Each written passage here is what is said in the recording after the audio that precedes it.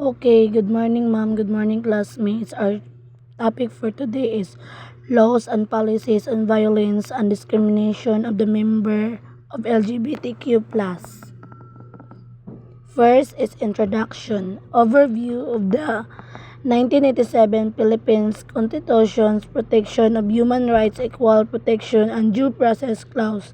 Article 3, Section 1, importance of these constitutional guarantees in protecting LGBTQ rights. Ang nakakuha na sa iya, ma'am, kay ang Article 3, Section 1 sa 1987 Philippines Constitution nagpanalipod sa katungod sa tanang tao pinaagi sa due process o equal protection.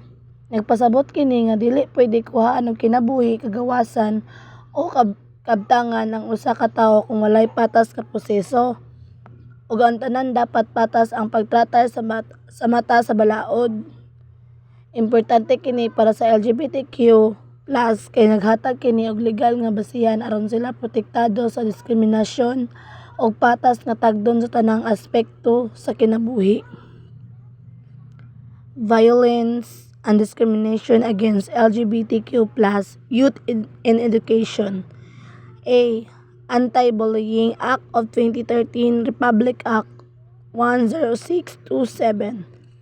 Definition of gender-based bullying. For example, ani ma'am is, si Ana o sa katumboy, mas komportable sa pagpanamit o panlalaki sa ilang eskwelahan. Sige siyang tamayon sa iyang mga classmate, tawgon og tumboy nga may insulto ug unsay.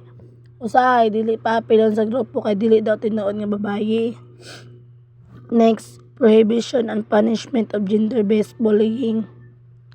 Kibali ma'am, si Mark, usa ka estudyante nga bayot, kanunay insultohon sa iyang mga kauban sa klase. Tawgon siya og bakla nga may panlibak. Usahay butangan og bastos nga sulat sa iyang locker. Nakasumbong si Mark sa guidance counselor. Next is Child Protection Policy 2012. Protection of student from violence regardless of SOGI. Ang example ani ma'am is kibali si Liza o sa ka transgender nga estudyante nga ganahan og pangbabaeng sinina. Sa klase gihadlok siya sa usa ka lalaki nga classmate nga basulon siya og sumbagon kung magpadayong og magsulob og dili angay nga sinina. Si Liza nahadlok og mihilom lang. Application of the policy to school personnel. Si Teacher Roy usa ka maestro nga ang example ani ma'am, si Teacher Roy usa ka maestro nga sige og panaway sa estudyanteng si Kim. Usa ka bayot matag klase iyang ingnon og dili ka lalaki tinuod. Og dili angay sa lalaki ang imong lihok. Nadungog kini sa uban nga estudyante og gihimong katawanan si Kim. Next is Child Protection of Children Against Child Abuse, Exclusion and Discrimination Act of 1992, Republic Act 7610. Prohibition of abuse by teachers and school administration. Ang example ani kay ang principal sa usa ka eskwelahan si Ma'am Linda Kibali ma'am, nasuko kay ang estudyanteng si RJ nagsulob og medyo pambabae nga sinina. Gibulyawan niya sa tubangan sa klase og gitug-an nga dili pwede ang bayot diri sa akong eskwelahan. Naulawan og nahadlok si RJ. Coverage of physical, psychological injury and currently based on SOGI. Example ani ma'am, si Ryan usa ka gay nga estudyante. Gikatawan siya sa iyang mga kauban, gitabangan sa locker room. Gikusi, gihatagan og bastos nga komento o gipahiyom-hiyom sa kadugayan. Dili siya ganahan mosulod sa klase o nagsugod ang kasinatian og depresyon. Next is violence and discrimination against LGBTQ+ in the workplace. A. The Labor Code of the Philippines, PD 442. General Provisions on Equal Work Opportunities. Ibali ma'am,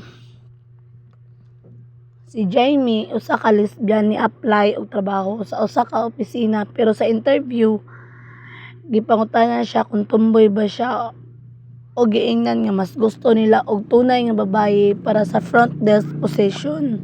Wala siya madawat bisan qualified siya.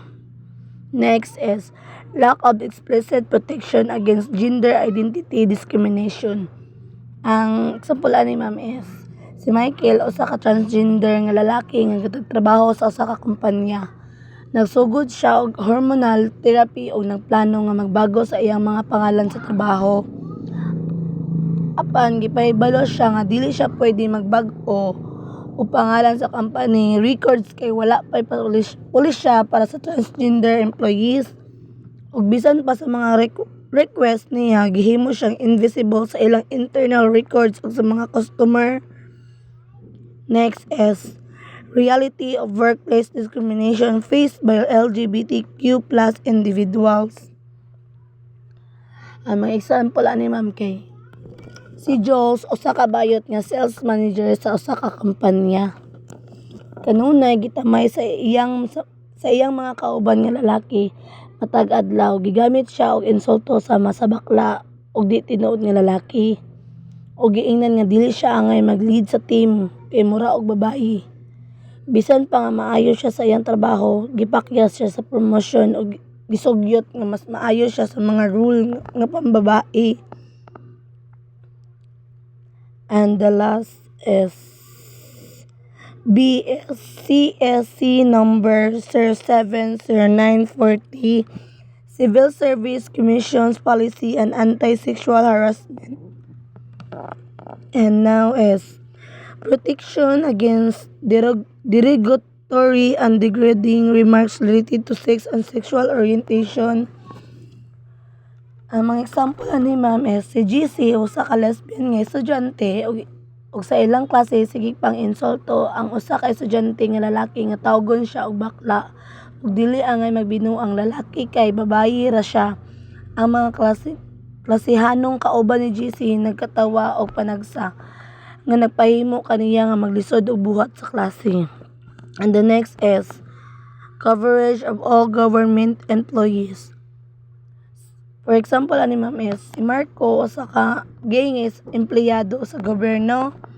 Kanunay ginahadlok sa iyang boss ug mga kauban sa trabaho. Giingnan siya nga dili pwede ang mga bayot sa gobyerno. Ug gasige siya bully ug pagkahikawan ug promotion tungod kay bayot siya. Si Marco napugos nga magtago sa iyang tinuod nga identidad aron lang makatrabaho ug malikayan ang mga insidente. And the last is allows victim to file case regardless of the offender's position. Ang example ani si Sarah usa ka empleyado sa gobyerno gisaway og gipang-insulto sa iyang supervisor nga lalaki. Ang supervisor nag-ingon nga dili ka magaling, babae ra man ka. Ug gihimo siyang katawanan sa tubangan sa mga kauban sa trabaho.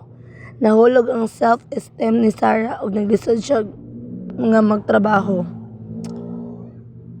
And thank you. Mara to ma'am. Salamat.